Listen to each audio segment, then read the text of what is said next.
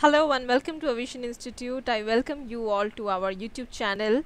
I am Pallavi Dash, your friend and guide, and I guide you every day with top 10 vocabulary words. So a very good morning to you all. तो आज फिर से हम लोग देखेंगे top 10 vocabulary words जो कि extract किए गए हैं द हिंदू एडिटोरियल्स से, राइट। तो every day I bring to you all top 10 vocabulary words which are based on the Hindu editorials, all right।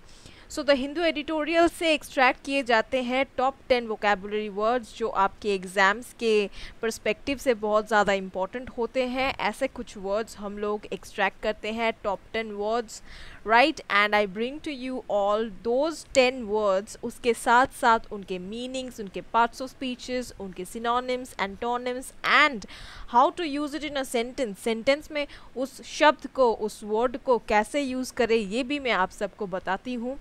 I hope you like my sessions, you are liking our sessions, you are regularly watching Aviation Institute and I hope you are liking our sessions, right।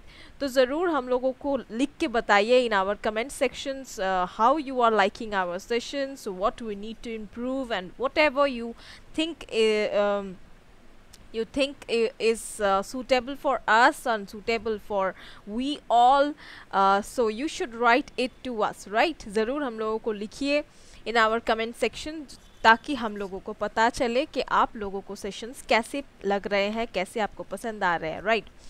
तो आज भी हम लोग session को start करेंगे with a motivational line. तो सुबह सुबह मोटिवेट होना बहुत ज़्यादा ज़रूरी होता है, सबको मोटिवेट होना चाहिए सुबह सुबह। कोई भी किसी भी चीज़ या कोई भी चीज़ अगर आपको मोटिवेट करता है, आप उसको सुबह एक बार देख लो, सुन लो या पढ़ लो, राइट। तो कोई भी ऐसा चीज़, कोई भी ऐसा इंसान, कोई भी ऐसा बुक, कोई भी ऐसा लाइन, कोई भी चीज़ अगर आपको मोटिवेट करता है वो चीज़ या इंस्पायर करता है, तो आपको सुबह नींद से जागकर ज़रूर उस चीज़ को एक बार पढ़ लेना चाहिए, एक बार देख लेना चाहिए या फिर एक बार सुन लेना चाहिए, right. So what ever it may be, सबके लिए इंस्पिरेशन अलग अलग होता है, सबका मोटिवेशन अलग अलग होता है। वैसे ही सारे इंसान अलग होते हैं, हमारे मोटिवेशन भी अलग होते हैं। तो आपको जिससे मोटिवेशन मिलता है, आप सुबह उठ के पहले वो काम कीजिए। मैं ये हमेशा आप सबको ये बोलती हूँ कि मोटिवेट होना चाहिए सुबह नींद से जाग के ही, ताकि हम लोगों का पूरा दिन अच्छा कटे, right। And we spend our day with full of energy and enthusiasm, right।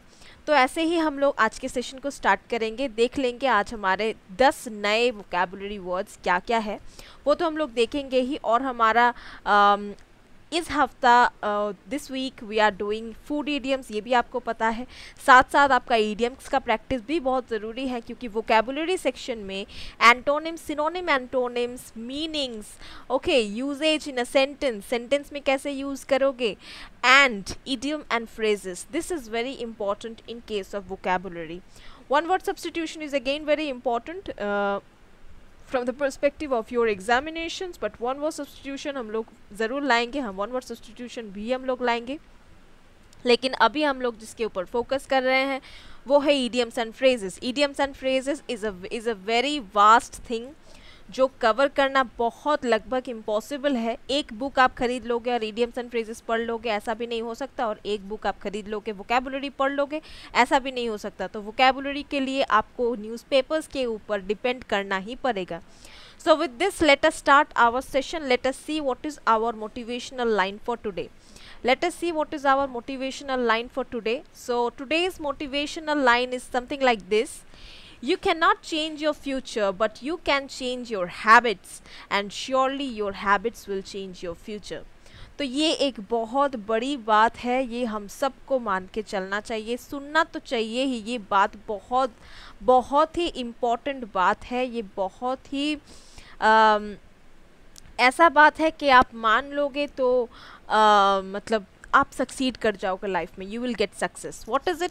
You can not change your future. तो हमारे हाथ में तो नहीं है हमारे फ्यूचर को बदलना, वो तो डेस्टिनी है, वो तो डेस्टिन्ड है। हर एक के साथ क्या होने वाला है वो तो तय है, राइट। तो हम लोग फ्यूचर को अपना तो नहीं बदल सकते, लेकिन हम लोग अपना हैबिट्स बदल सकते हैं। कैसे हैबिट्स, अगर हमारे में कुछ बुरे हैबिट्स हो, अगर हम बहुत लेज़ी हो, अगर हम काम को रख देते हैं, कल करेंगे, परसों करेंगे, 2 दिन बाद करेंगे, 3 दिन बाद करेंगे, अगर हम लोग रखने का हमारा हैबिट हो, तो उन हैबिट्स को हम लोग चेंज करेंगे ताकि हमारे फ्यूचर में, हमारे फ्यूचर को चेंज करने के लिए वो हैबिट्स कुछ लाभदायक हो जाए, उस हैबिट्स को हम लोग चेंज करेंगे तो हमारा फ्यूचर थोड़ा बहुत बदल जाए। तो अगर हम लोग हमारे हैबिट्स को चेंज करेंगे तो श्योर है कि हमारे हैबिट्स जो है, हमारे गुड हैबिट्स जो है, वो हमारे फ्यूचर को ज़रूर चेंज करेगा, राइट। तो फ्यूचर को डायरेक्टली तो आप चेंज नहीं कर सकते, आप अपने हैबिट्स को चेंज कीजिए, हैबिट्स आपका फ्यूचर चेंज करेगा, right. So good habits are very much necessary, very much important, plays a vital role in giving a shape to your future, right? तो आपके फ्यूचर को एक शेप देने के लिए, एक अच्छा सा शेप देने के लिए, अच्छा डेस्टिनी देने के लिए, अच्छा एंड पॉइंट देने के लिए आपके अंदर गुड हैबिट्स का होना बहुत ज़रूरी होता है, right. So with this motivation, let us start our session. Let us see what is our first vocab for today. For today, our first vocab is ennui. Okay, ennui, E-N-N-U-I. Okay, so what is this ennui? Ennui जो है ये एक noun है, all right. This is a noun जिसको हिंदी में कह सकते हैं, जिसका मीनिंग हिंदी में कह सकते हैं विरक्ति. ओके, या ओके, इसको हिंदी में ऐसे कह सकते हैं. In English you can say boredom arising from a lack of interest or activity. तो basically boredom मतलब boredom is a noun or boring or bore is a verb. Okay, but boredom is the exact word, it is a noun. boredom का meaning होता है boring कोई चीज़, right? तो boredom arising from a lack of interest मतलब अगर आपको किसी चीज़ के ऊपर इंटरेस्ट ना हो तो आपको ज़रूर वो बोरिंग ही लगेगा, right. So that is what is called ennui. Synonyms इसके लिख सकते हैं आप, सिनोनिम्स इसके कह सकते हैं बोर्डम. सिमिलर वर्ड्स जो है वो हो सकते हैं बोर्डम, टीडियम, लिसलनेस. ओके, एंटोनिम्स हो सकते हैं एनिमेशन, कॉन्टेंटमेंट, ये सारे एंटोनिम्स हो सकते हैं. सेंटेंस में कैसे यूज़ करें? The course was once full of ennui, but the professor later spiced up our lectures with engaging classroom discussion, right? तो कोर्स जो था वो once full of ennui, course पहले जो कोर्स था वो फुल ऑफ ennui था, मतलब बहुत बोरिंग कोर्स था. लेकिन एंड में क्या हुआ, प्रोफेसर ने उसको स्पाइस अप किया. स्पाइस अप किया मतलब प्रोफेसर ने उसको थोड़ा इंटरेस्टिंग बनाया. और एंगेजिंग क्लासरूम डिस्कशन मतलब क्लासरूम डिस्कशन में बहुत एंगेज होते थे स्टूडेंट्स, मतलब इंटरैक्ट करते थे प्रोफेसर के साथ. ऐसे हमारा जो एनुई जो कोर्स था, मतलब बोरिंग जो कोर्स था, वो इंटरेस्टिंग कोर्स में बदल गया, right. That is called ennui. Our next word is pagan. Okay, pagan is a noun, P-A-G-A-N. Pagan is a noun जिसका मीनिंग हिंदी में होता है नास्तिक. All right. तो नास्तिक इंसान हम लोग जानते हैं कैसे इंसान को नास्तिक कहते हैं. उनको नास्तिक कहा जाता है जो लोग भगवान पे विश्वास नहीं करते या फिर कोई भी स्पिरिचुअल चीज़ों में विश्वास नहीं करते, राइट. दे आर कॉल्ड नास्तिक. Now in English you can also say an individual who doesn't follow one of the world's main religions. तो हमारे जो मेन रिलीजन्स है, रिलीजियस बिलीव्स है, हाँ, तो रिलीजन जो चीज़ों को मानने के लिए हमें फोर्स करता है, हमारा रिलीजन. ओके, हमारा religious belief.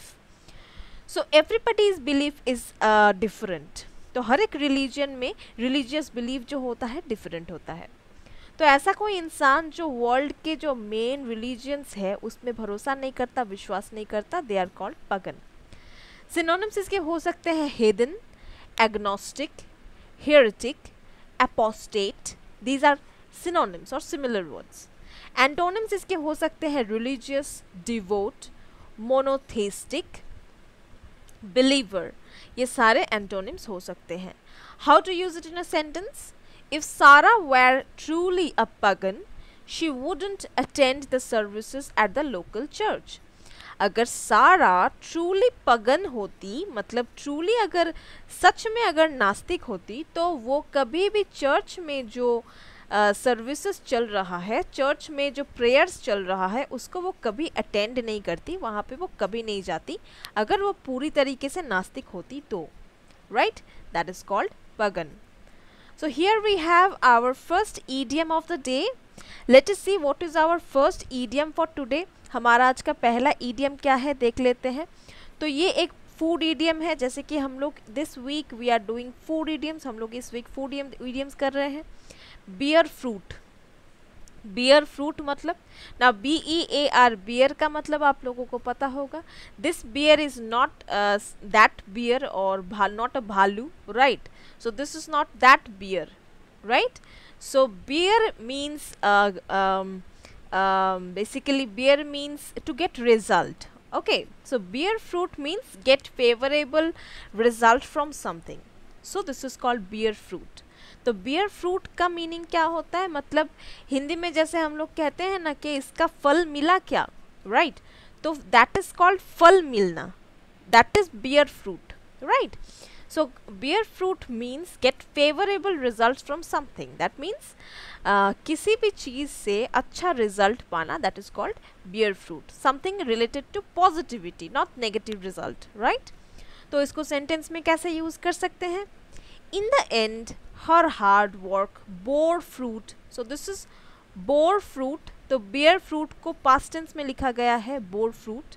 And she was accepted into the college of her dreams. All right. तो अंत में क्या हुआ, उसका हार्ड वर्क उसको फल दिया, उसका हार्ड वर्क ने उसको फल दिया. bore fruit मतलब उसका हार्ड वर्क ने रंग लाया. And she was accepted into the college of her dreams. तो वो जिस कॉलेज में उस सपना देखती थी भर्ती होने का, उस कॉलेज में उसको एडमिशन मिल गया, right. That is called bear fruit. तो नेक्स्ट वो कैब क्या है देख लेते हैं. हमारा नेक्स्ट वो कैब है रिजॉर्ट, RESORT, रिजॉर्ट. रिजॉर्ट एक वर्ब है जिसका मीनिंग हिंदी में होता है प्रयोग करना. ऑलराइट, रिजॉर्ट का मीनिंग होता है प्रयोग करना. रिजॉर्ट का अलग मीनिंग भी होता है, रिजॉर्ट प्रयोग करना हो सकता है. रिजॉर्ट मतलब किसी के पास अगर कोई लास्ट ऑप्शन हो या फिर कोई लास्ट ऑल्टरनेटिव हो, मतलब यही मेरे पास लास्ट ऑप्शन था, that is also your last resort. Okay, resort means option, ये भी हो सकता है. मीनिंग देखिए, ऑप्शन या फिर ऑल्टरनेटिव, मीनिंग रिजॉर्ट का यही है. सिनोनिम्स इसके हो सकते हैं expedient, recourse, makeshift, substitute. Antonyms हो सकते हैं एब्स्टेन, डॉज, हॉल्ट, शन. ये सारे एंटोनिम्स हो सकते हैं. सेंटेंस में कैसे इसको अप्लाई किया जाए. As a last resort the oncologist suggested a trial drug that might send the cancer into remission. तो oncologist deal with cancers, all right. तो ऑन्कोलॉजिस्ट ने क्या किया, एक लास्ट रिजॉर्ट उसने सजेस्ट किया, ऑन्कोलॉजिस्ट ने उन्होंने सजेस्ट किया. लास्ट रिजॉर्ट मतलब लास्ट ऑल्टरनेटिव, मतलब ये करके देखा जा सकता है, that is called last resort. A trial drug, तो ये एक ट्रायल ड्रग उन्होंने ट्राई करने के लिए कहा एक drug that might send the cancer into रेमिशन, जो कैंसर को थोड़ा सप्रेस कर देगा, right. So this is resort. Let us see our next vocab. Our next vocab is detente. Detente एक noun है जिसका मीनिंग इंग्लिश में देख लेते हैं, जिसका मीनिंग होता है द ईजिंग ऑफ हॉस्टिलिटी. इन हिंदी आप कह सकते हैं नरमी. बेसिकली डिटेंटी का मीनिंग होता है अगर किसी के बीच में कोई स्ट्रेन्ड रिलेशनशिप हो, मतलब रिलेशन अच्छा ना हो, झगड़ा झमेला चलता रहता है, रिलेशनशिप अच्छा नहीं है, टूट गया है रिलेशन, स्पेशली बिटवीन कंट्रीज. तो डिटेंटी ये जो भाषा है ये स्पेशली देश के लिए यूज़ किया जाता है. मतलब हमारे जो शत्रु देश हमारे देश माना जाता है, the countries with which we are at war. Okay, तो जिसके साथ हमारे स्ट्रेन रिलेशनशिप्स है, जैसे कि Pakistan, right. So with these kind of countries that is called detente. अब डिटेंटी का मीनिंग ये नहीं होता है कि स्ट्रेन रिलेशनशिप अच्छा हो गया है, राइट, ईज हो गया है, eased up. Strain relationship is eased up मतलब अभी पीस चल रहा है, अभी हम शांति का एग्रीमेंट हो गया है, अभी इन दोनों के बीच में शांति है, right. That is called detente. Synonyms इसके हो सकते हैं agreement, peace, amity, concord. Antonyms हो सकते हैं disruptive, antagonism, antipathy, hostility. How to use it in a sentence? Peter spent years working on negotiations which resulted in a lasting detente. तो Peter ने बहुत साल नेगोशिएशंस किए, बहुत साल उसने काम किया। नेगोशिएशन करना मतलब किसी को राजी करवाने की कोशिश करना, that is called negotiate, right, which resulted in a lasting detente. उसके बाद इतने सालों का नेगोशिएशन का रिजल्ट क्या हुआ? अल्टीमेटली हमारे किसी जिसके बारे में बात हो रहा है, पीटर जिसके बारे में वो नेगोशिएट कर रहा था, वहाँ पे शांति आ गया, डिटेंटी हो गया, मतलब वहाँ पे एक एग्रीमेंट साइन किया गया जिसमें शांति बरकरार रहेगा, that is called detente. Let's see our next vocab. Our next word is inchoate. Okay, inchoate एक adjective है जिसका meaning हिंदी में होता है प्रारंभिक. Okay, inchoate means प्रारंभिक. In English you can say just begun and so not fully formed or developed, or you can say rudimentary. तो अभी अगर कोई काम शुरू हुआ है तो वो फुल्ली फॉर्म्ड भी नहीं हुआ, फुल्ली डेवलप भी नहीं हुआ अभी तक, मतलब पूरा डेवलप नहीं हुआ है, that is called inchoate. Synonyms इसके हो सकते हैं बडिंग, इंसेप्टिव, इंसिपिएंट, नासेंट। एंटोनिम्स हो सकते हैं developed, full fledged, evolved, ripened. ये सारे एंटोनिम्स हो सकते हैं। सेंटेंस में कैसे यूज करें? Because our company just recently opened its door, क्योंकि हमारे कंपनी ने बस अभी अपना दरवाज़ा खोला है, we are inchoate and are not offering all of our services yet. तो हम लोग अभी इनकोएट है, मतलब अभी बिगिनर्स हैं, तो इसीलिए हम लोगों ने अभी तक हमारे सारे सर्विसेज को स्टार्ट नहीं किया, right, that is called inchoate. Let us see our next vocab. Our next vocab is theological. Theological एक एडजेक्टिव है जिसका मीनिंग होता है relating to the study of the nature of God and religious belief. Okay, तो theological is a kind of belief, okay, is a kind of belief now that which is related to the study of God and religion, right, that is called theological. Synonyms इसके हो सकते हैं religious, scriptural, doctrinal. Antonyms हो सकते हैं atheism, blasphemy, godlessness. ये सारे इसके opposite words हो सकते हैं। सेंटेंस में कैसे यूज करें? The seminar is open to people involved in mass communication and theological training from around the world. अब ये जो सेमिनार हो रहा है ये ओपन टू पीपल, ये उन लोगों के लिए ओपन है involved in mass communication and theological training, जो कि इन्वॉल्व्ड है मास कम्युनिकेशन के साथ and theological training from around the world. पूरे विश्व से जो लोग थियोलॉजिकल ट्रेनिंग के साथ इन्वॉल्व है उन लोगों के लिए है ये seminar, right. Let us see our next word. So we have our next idiom. Let us see what is our next idiom. ये भी एक फूड ईडियम है। बाई अ लेमन, मतलब एक लेमन खरीदना। तो लेमन खरीदना इतना ईजी तो ये ईडियम है नहीं। So what is the meaning of by a lemon? By a lemon का मीनिंग क्या होता है?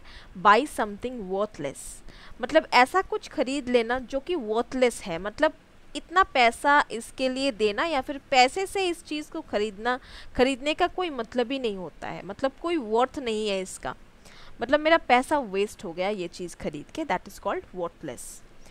सेंटेंस में इसको कैसे यूज़ करें? She bought a lemon and always had problems with the car. तो उसने एक लेमन खरीदा, मतलब एक वर्थलेस चीज़ उसने खरीदा और उसको हमेशा प्रॉब्लम्स लगा रहता था उसके कार के साथ, मतलब उसके गाड़ी के साथ। तो उसने जो खरीदा है, क्या खरीदा है? उसने एक गाड़ी खरीदा है, राइट, जो कि वर्थलेस है।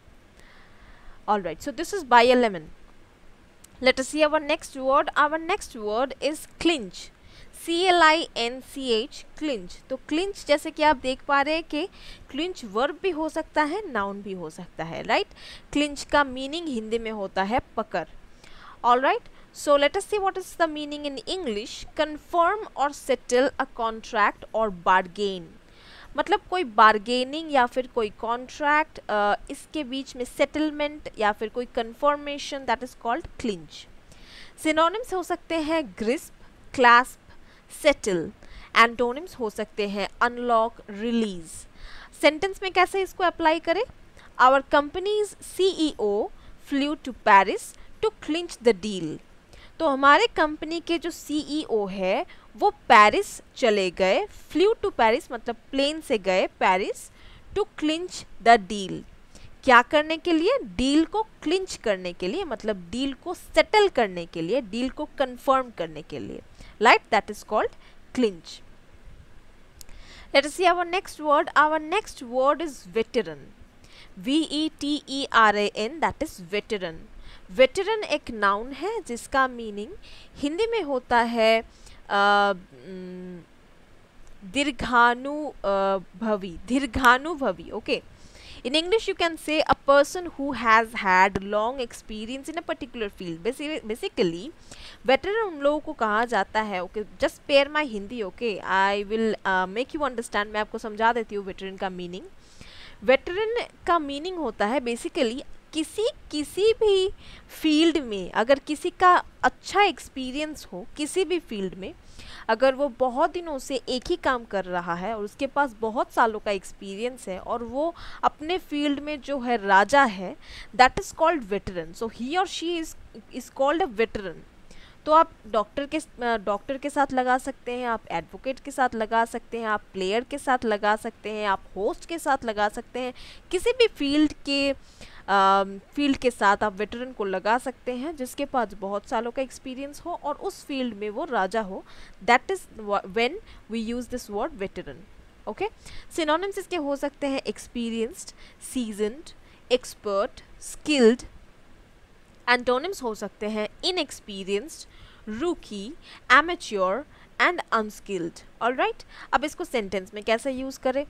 Considered a veteran in her field, the defense attorney is one of the most experienced lawyers in the city. तो अपने फील्ड में वेटरन वो कहलाती है, उनको बोला जाता है कि वो अपने फील्ड में वेटरन है। किसका बात हो रहा है? डिफेंस अटॉर्नी का। अटॉर्नी मीन्स एडवोकेट और अ लॉयर, राइट? तो डिफेंस की जो लॉयर है, जो डिफेंस के केसेस देखती है, is one of the experienced lawyers in the city. इस सिटी में वो one of the experienced lawyers है, मतलब सारे में से एक एक्सपीरियंस्ड लॉयर है वो, right? Let us see our next vocab. Our next word is linger, LINGER, linger.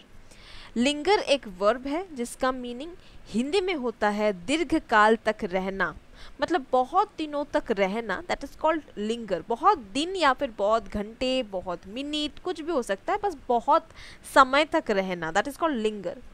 Now stay, meaning इसका हो सकता है stay in a place longer than necessary.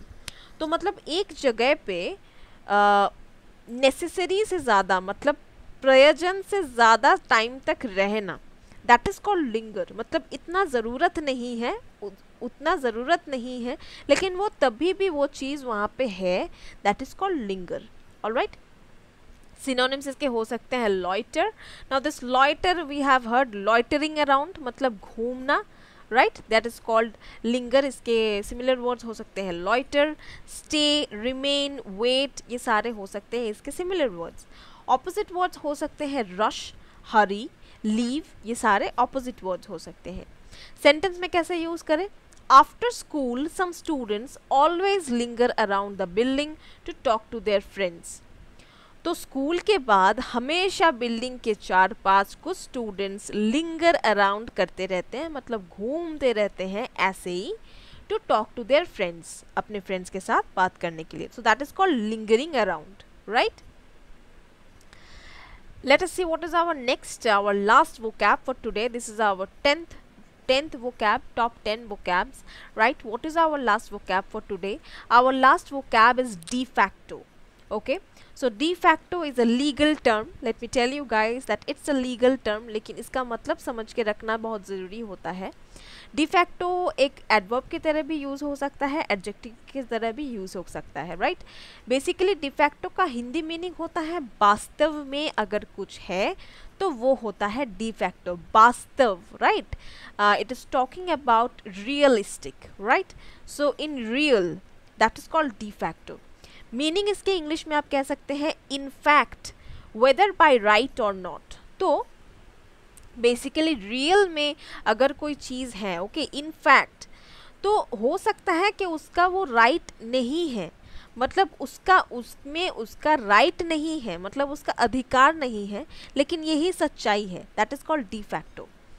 Synonyms इसके हो सकते हैं actually, in fact, in reality, in effect. Okay, antonyms हो सकते हैं de jure, non realistic, allegedly, hypothetically. ये एंटोनिम्स एंटोनिम्स हो सकते हैं. सेंटेंस में कैसे यूज करें? Since my sister abandoned her children, I am now the kids de facto guardian. तो मेरी बहन ने क्या किया, अपने बच्चों को abandon करके वो चली गई, मतलब छोड़ के वो चली गई. मेरी बहन अपने बच्चों को छोड़ के चली गई. इसके वजह से I am now the kids de facto guardian. Okay, तो इसके वजह से मैं अभी इन बच्चों का डी फैक्टो गार्जियन हूँ. डी फैक्टो गार्जियन मतलब, तो मैं उसका रियल गार्जियन तो नहीं हूँ. That is I am not his or her guardian by right, but I am the de facto guardian right now. मतलब वास्तव में मैं ही इन दोनों की गार्जियन हूँ, right? So that is called de facto. Let us see, we have our last idiom for today. This is again a food idiom. क्या है? Compare apples and oranges. Compare apples and oranges, इसका meaning क्या है देख लेते हैं. To compare things that are very different. तो आप अगर दो चीज़ में कंपैरिजन कर रहे हो जिसके बीच में कोई कंपैरिजन होता ही नहीं है, मतलब आप गधे के साथ घोड़े का कंपैरिजन कर रहे हो, आप जैसे कि आप कछुए के साथ आप रॉयल बंगाल टाइगर का कंपैरिजन कर रहे हो, राइट? तो ऐसा कोई कंपैरिजन जो कि कंपैरिजन का कोई मीनिंग ही नहीं होता है, कंपेयर करने का कोई मतलब ही नहीं होता है. That is called compare apples and oranges, right? तो इसको सेंटेंस में कैसे यूज करें? You can't compare a race car with a skateboard. That's like comparing apples to oranges. तो अगर आप रेस कार मतलब रेसिंग कार के साथ स्केटिंग बोर्ड का अगर कंपैरिजन करेंगे तो वो तो एप्पल्स एंड ऑरेंजेस को कंपेयर करने के जैसा ही हो गया ना. तो आप रेसिंग कार के साथ आप स्केटिंग बोर्ड को कैसे कंपेयर कर सकते हैं? It is like comparing apples and oranges, right? So guys, this was all about your top 10 vocabulary words. I hope you like the session. So if you like the session, then do click on the like icon, and yes, comment in our video. We would love to get your comments, and yes, share it with your friends and relatives. Do share it with your friends and relatives जिन लोगों को इन videos की ज़रूरत है, जिन लोगों को vocabularies, idioms and phrases की ज़रूरत है, उन लोगों के साथ ज़रूर शेयर कीजिए. And yes, if you are new to our channel, do subscribe to our channel so that you get all the recent updates, all the new updates if any video is posted. And yes, don't forget to hit the bell icon so that you get all the recent updates, right? So see you next day. Till then, take care. Bye bye.